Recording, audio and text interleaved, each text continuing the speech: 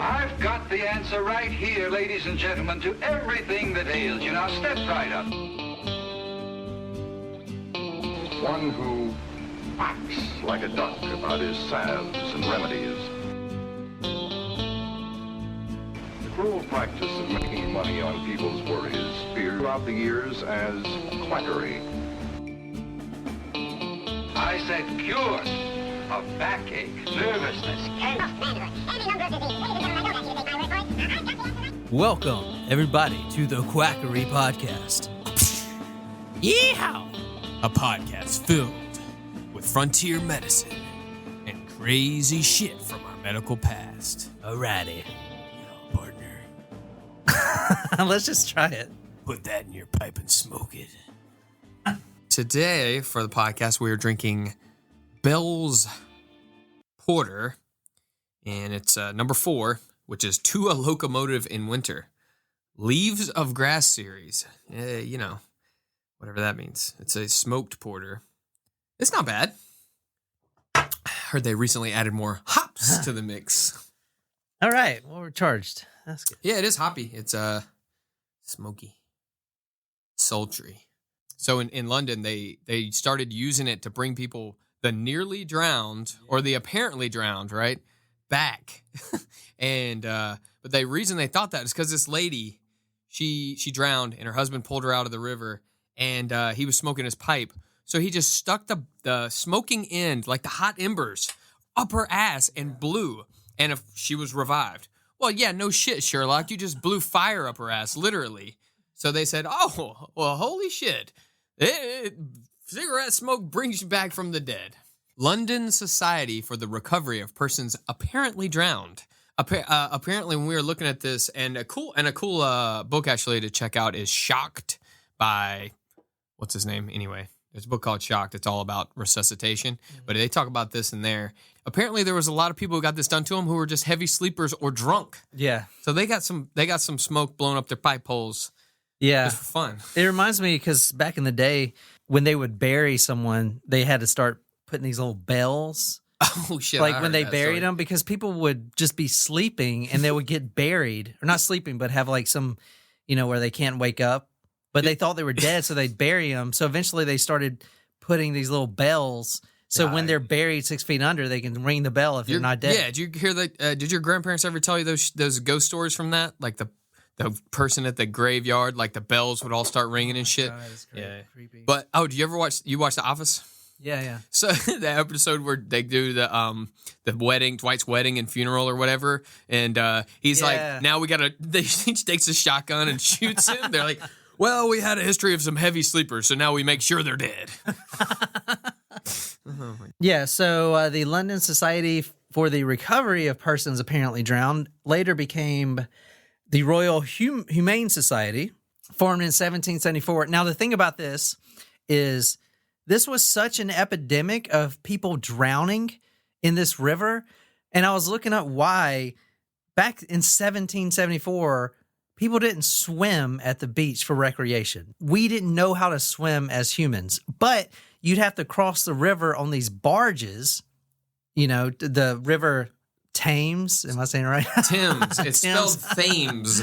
For those crazy British people, it's pronounced Thames. Thames. They had to cross the river Thames in these barges, and a lot of times, the paper that I pulled up for this is the Barrows Worcester Journal in London, July 15th, 1841, and it's talking about a barge accident. Nearly 2/3 of those on board were thrown out to a distance. 150 men were on this. The scene was, quote, intense excitement. 51 people died. 51 people died out of 150. Corpses were not recovered until 2 hours after the mishap. So I'm not surprised if people think that blowing smoke up your ass is fine, because they live by water and they don't even know how to swim. I mean, how stupid. It's surprising that any of us are even here. I mean, they got thrown off this, and it's not like a speedboat. They got thrown off a barge. You know what I'm saying? Yeah. So it's like a slow-moving iceberg, and they hit. Dumb. And then they basically fall off this barge, and then a third of them drowned. That's some crazy shit. A third. They couldn't even swim. So the London Society for the drowned resuscitated, or the London Society for the Recovery of Persons Apparently Drowned, later the Royal Humane Society, started putting these damn devices up at key points across the river, the Thames River, right? Yeah. And now, if we see a device like that, it's most likely a defibrillator. But back in this day, it was a big tube, a rectum tube, right? And at first, they didn't even have it. Was almost like like the pipe that Willy Wonka blows on when he calls Oompa Loompas. Yeah, it looked like that, and they just smoke. They smoke on their own and hold it in their lungs, and then they would literally blow it in the person's butthole. Yeah, and the problem with that was there was no filter. They used their mouth to blow it, so people would shart into the person blowing's mouth, and they would, obviously that's not good to breathe that in or to get that. So sometimes the people doing the resuscitating would also die. Yeah. Oh, later. Because it makes sense, because the warm smoke does loosen things up down there. 1700s London sounds like a disgusting place. It sounds anyway. like a fun tossing time. shit in the river, tossing shit, literal shit everywhere in the streets. So that was probably fun. But no, so they thought this worked because obviously, the guy blew the embers up his wife's ass. Yeah. That was the first start. So that's gonna wake anybody up, unless you are dead, and then even maybe so then. But so they had a thought process for this, several different things. So they thought, okay, well, we've seen these Indians now smoking pipes and stuff and using tobacco for all sorts of medical things. So why don't we explore it for other medical uses? Because they love smoking, so they want to do as much possible with it. And they thought, okay, well, nicotine, which is in cigarette smoke, is a stimulant. Mm-hmm. So they thought, hey, it's going to stimulate people's hearts to beat. And, you could blow this in their mouth, but it's not as effective as if you blow it right up their ass. Yeah. Oh, shit. So somebody told me this the other day. Truckers do this a lot. I never heard of it, but it's called boofing. So boofing. So if you're driving a truck, you're a truck driver, you just drove 16 hours, or you're driving 16 hours. What you do, and you want some liquor, what you do... Oh, butt chug? Yeah, is you go buy a little Tampax. Oh. You soak it in liquor, and you put it in your rectum, and that's called boofing. That's a real thing, boofing. Wow. So it's not on your breath or anything. And it absorbs faster, yeah, right? it absorbs faster. It gets right into your bloodstream. Holy moly. So when they put these... People have been trying to get fucked up any way possible since the invention of people. Yeah, that's true. So they put these things at various points of the Thames River, and they actually offered a reward for anyone who was at least attempting to resuscitate someone. What was the reward? Well, the reward it says the following rewards to watermen. They offered 2 guineas to someone who was trying to resuscitate someone. And in today's dollar, a guinea is like a little gold coin they had. It's basically like the pound now. Oh, it was like a buck. Yeah, but back then, translated Worth to now, more. is about $743. That's how much a guinea, 2 guineas? Well, 2 guineas would worth. So they would give 4 guineas if the person actually lived. But if you think about this gives an incentive for people to fake being drowned, have their friends pretend to being drowned, and then just collect the money. And get a little butt play. Yeah. So this is from the Humane Society. It talks about the following rewards to watermen, is what they were called, and I can't hardly read the newspaper. What is that? Establishment. It's like they replace the S's with F's. Yeah. That's weird. So this a bunch of names. They got some really cool relations. They're like at the White Lion, at the Heron Academy of Abney.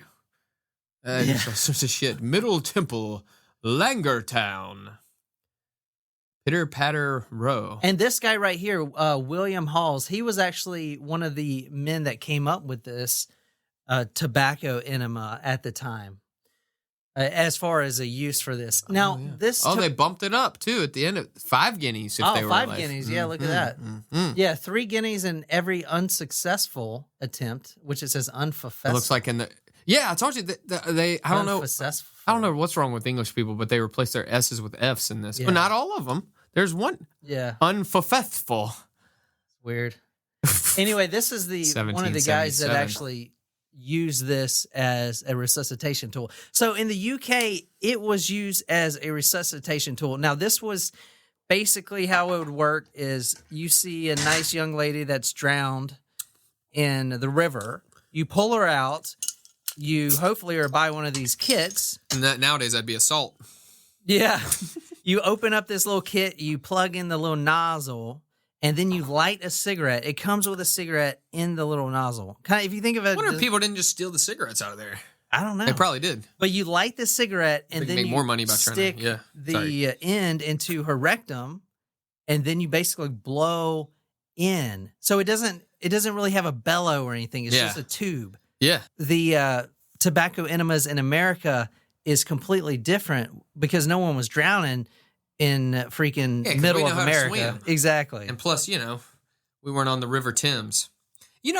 I wonder if that's where the saying rectum damn near killed him came from and was the favorite dad joke for the last 300 years. Yeah. This right here is from a dissertation from Elizabeth France in 1975. It says, if you were out walking by the Thames and happened upon a poor wretch floating face down in the river, you are advised to run to the kit, spark up some tobacco, attach the supplied hose to the bellows, slide said hose into the relevant orifice of the victim, and pump with all your might. Ideally, the warmth and stimulating powers of tobacco smoke would then bring the vim and vigor back to the seemingly dead person. That's awesome. It makes me think Big Tobacco really missed out on this. So they're all focused on cigarettes. They were still back there. They're like the Illuminati, man. Big Tobacco has been around since Little Tobacco. Big Tobacco needs to understand that there's medicinal purposes for tobacco. Oh, sure. Actually, and I don't know if this is true. I couldn't verify it with what I could find because it's so hard to find any research with tobacco. But my dad said he had a buddy growing up who had these weird sleeping problems. He would had the restless legs really bad. Now we have medicine for that. And the doctor, when he was 10 years old, prescribed him 1 cigarette per night before. No restless legs. Yeah. He would sleep fine with just smoking a cigarette a night. Yeah. It's crazy. It's a natural... Damn it. People thought it was good for everything. What I think's funny is people were like, oh, it's good for asthma. You're like, well, shit. So either way, you'll be coming to my pharmacy for some albuterol. Tobacco is a natural anesthetic, right? So they used it for that, but now there's better methods. Mild, yeah. Now there's better methods. Yeah, my mom actually, I think so. And if she listens to this, then sorry, Mom, but she used to have this old method when we got stung by bees when we were little. She would always keep a pack of chewing tobacco, and she'd be like, "This is the best thing to put on a bee sting," and she would chew it up and put it on there. God, and I gross. think that Mom just wanted to chew tobacco because it'd get everywhere. That nasty ass juice, Oh, Jesus. I mean, it does make sense because if you're stressed and you smoke a cigarette, then you calm down a little bit. Just so weird because it's a stimulant. Yeah, but I think Big Tobacco is going after the wrong thing. They shouldn't be trying to get people to smoke cigarettes. They should take the tobacco and, have people stick it up their arse. That's true. It'd be good up there. I saw this weird thing though when I was looking at that because I was looking trying to find the cigarette smoker thing, and it said tobacco as medicine.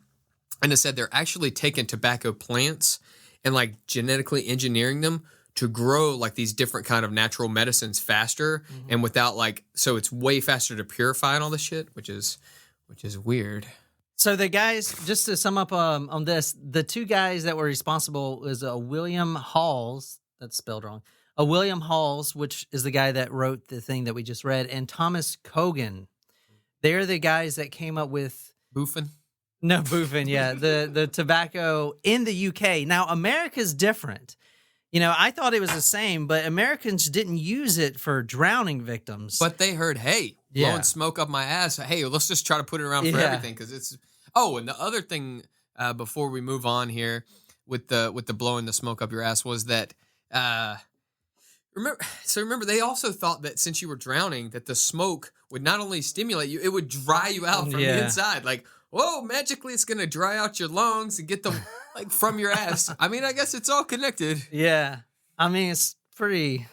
I mean, I wonder if I would even think about that during the day. What, getting smoke up your ass? Yeah. Or? I mean, if it would work. I mean, there's people today that do coffee enemas. Yeah. You know, and really? swear by it. Hot yeah. or cold? Like lukewarm. We watched the whole documentary on Cream? people doing like 12 cups of coffee enemas. They basically sit there in their bed and they have a tube going into the rectum. Have and they heard pump. of cocaine? They say it works. For what? I don't know. I know, just to clean you out, I guess. Oh, yeah. Does coffee make you shit? Yeah. Oh, so I guess it gives you like a zap of energy, plus you just poop everything else. Yeah, pretty much.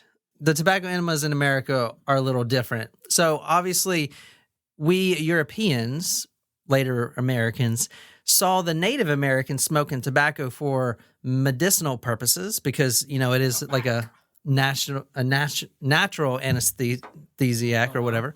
So when the big cholera epidemic, do you know a lot about cholera? I really don't know much about it. Was cholera the thing that dude had on Tombstone? I don't remember that movie. You know, I think, you know, he goes down there to like, no, I think that's something different because he was coughing. That's because cholera, you shit yourself. Kind of like that thing we got now that. Ebola? Ebola, yeah. Yeah. There's that movie. Did you watch it on Ebola? It's kind of ridiculous. Yeah. Yeah, it's not It's really like good. scare. It's not scary. No, it's just really slow. I mean, I don't know. Did you ever? So this is sort of on topic. Do you ever watch that old Matthew Broderick movie? It's a really old one where he like goes to this facility. It reminds me of that movie, The Cure for Wellness. You saw that one? No. Anyway, he goes to this weird health place and they just keep making him sicker and sicker. But this one, Matthew Broderick goes to this place and it's like this big health place, this crazy doctor, and he thinks the key to health is a clean bowels, and they put yogurt up people's asses and let them shit it out. And like at the end of it, the dude's like, "My bowels are clean and I feel great," and he's about to dive into the water and he just dies and falls off the. Oh shit! You haven't seen that one? It's funny. No. But you know Matthew Broderick's all quirky. And, Is he still alive? yeah, man. You didn't see that Netflix movie Daybreak? He's like the principal on it, and he turns like into a zombie. It's awesome. Wow. Yeah, I know the other guy from Ferris Bueller, his friend is on an HBO show that we watch. Really? Yeah. Guy with the dad with the the Ferrari. Badass Ferrari. All right. So this is a where's this paper from? Let me see right quick. Tobacco chewers and the cholera. 1 second, my bad. This is from the Union Republican, Thursday, October 13th, 1892. This is talking about the tobacco and how it cures cholera. Mm-hmm. If you want to read some of that. Well, beer cures cholera, so why not tobacco, right? Well, it doesn't cure cholera. No, that's not what you said. You said you drink the beers, you don't get the choleras. Dude was an early statistician. Okay.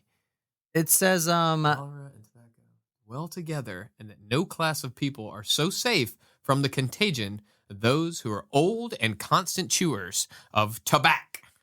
Yeah. So basically, constant chewers of tobacco resist the disease cholera.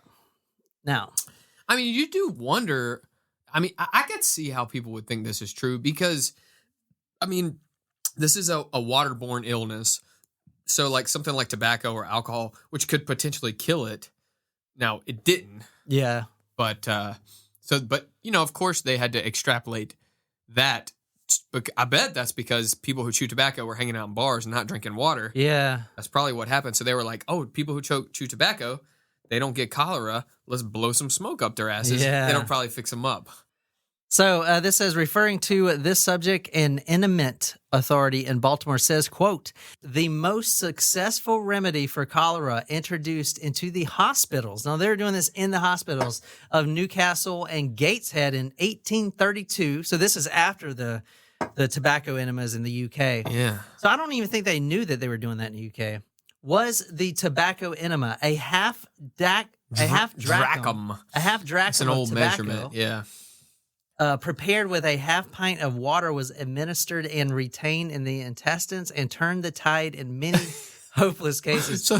In some cases, two Holy scruples shit. of tobacco infused in nearly a pint of boiling water was injected. The vomiting ceased about an hour after the exhibit, so the cholera vomiting. Oh, my God. Exhibit of the enema, and did not return, nor did the purging continue. The reports show that hundreds of lives may have been spared by the tobacco enema if it had been resorted to in time. And of course, this is from the Southern Tobacco Journal. Aha! But what's fucked up about this? Think about this. This is like big tobacco. It is. This is little tobacco. They're tobacco. coming out. But Yeah. think about how bad this is. Okay, this is not just snake oil. This is not just quackery. This is even worse for people because how does it spread from people shitting? So the virus will spread, or not the virus. It's a bacteria. But anyway, people shit it out. And so they're playing around with their buttholes. That's how people are getting sick. So they're spreading it worse. Not only is it not fixing it, it's making it worse. Yeah. Come on over here. I'll blow a little smoke up your ass. Damn, that sounds just like that guy. Who, Herbert? Come on down to the cellar and get some popsicles. But don't tell your mama you'll get in trouble. Come over here, you Holy piglet shit. sumbitch. This is an actual device, one of the companies. Dr. Alonzo Goodblood's Think that's his real name? resuscitator enema bellows for use in cases where breathing has become shallow or even ceases, for administering tobacco smoke, especially good for reviving victims of drowning. This was actually made in Maine. But what's crazy? Nice catch. That was nice. You know what's crazy about this? Look at the town, Gasp, Maine. Gas. This guy is the best marketer I've ever seen. Mr. Goodblood's Enema Bellows from Gasp, Maine. I mean, that shit. Yeah. Good Blood and Associates. Wonder who his associates were. Shady mobsters. They figured out that no one really wanted to get shit in their mouth when they blew it in there, like with the pipes like you're looking at there. So they came up with some filters, but that weren't really good. And then they also, the bellows were a big improvement. Not on resuscitating people, but on not getting poop in their mouth. Oh, dude, you know what I saw the other day? So there was I think it was in India. There was this airplane flight happening, and someone was about to die because of extreme bladder problems or something. And a doctor actually laid this guy down and cut into his urine sac. I don't know where. I thought you were going to say sucked it out. He like did suck it out. Oh, I thought, but like. No, let me show you the from his video. penis. No, he did suck it out. Through his penis? No, he sucked it out. My God. Hold on a second. That was a real hero. Not all heroes wear capes, John. Okay. Gotta do what you gotta do. This is from the New York Post. Doctor saves life by sucking urine from man's bladder mid-flight to NYC. Here's the video. Holy shit, he was just thirsty. Says an elderly plane passenger fell ill mid-flight, and he is sucking urine out of his spitting bladder it into a cup. Man. Dr. Zhang Hong saved the man's life by spending 37 minutes sucking urine from his blocked bladder with nothing but a plastic tube and an empty wine bottle. That seems like a great night. So awesome to you, man. Hell yeah. Yeah, that's basically it. I mean, we kind of covered everything. Well, thanks for listening to the Quackery podcast. Please subscribe.